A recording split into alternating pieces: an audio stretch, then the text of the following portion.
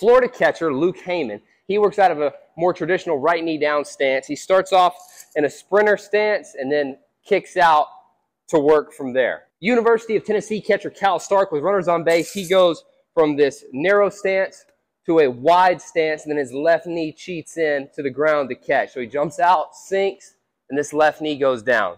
Obviously, he's playing at one of the best schools in the country. He can really do it, but a lot of guys who set up like him struggle. Here's why.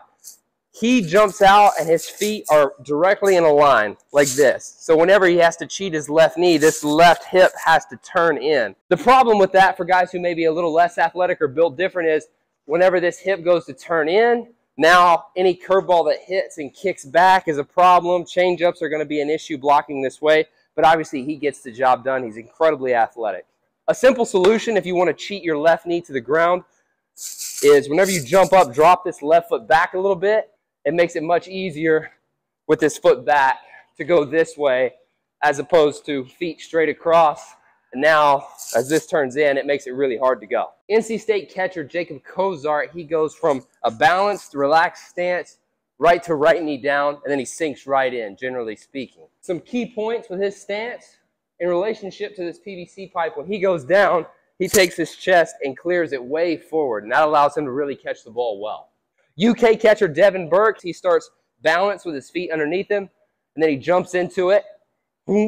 If you'll notice, a lot of his weight is in his right foot, and his left knee is almost weightless until it's time to catch. And then if things get a little bit dicey, sometimes he goes wider. He always starts in this narrow stance, so then he does the same thing but wider, left knee cheat. Texas A&M catcher Jackson Appel, what he does is he takes his left foot and starts with it back just a hair. Left knee already cheated down.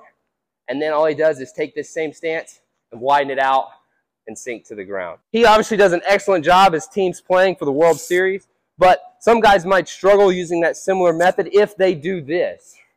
If they have this left knee back and then jump up and then allow their weight to collapse backwards onto this foot, it pulls me back and makes it hard for me to control pitches to my arm side and or block this way.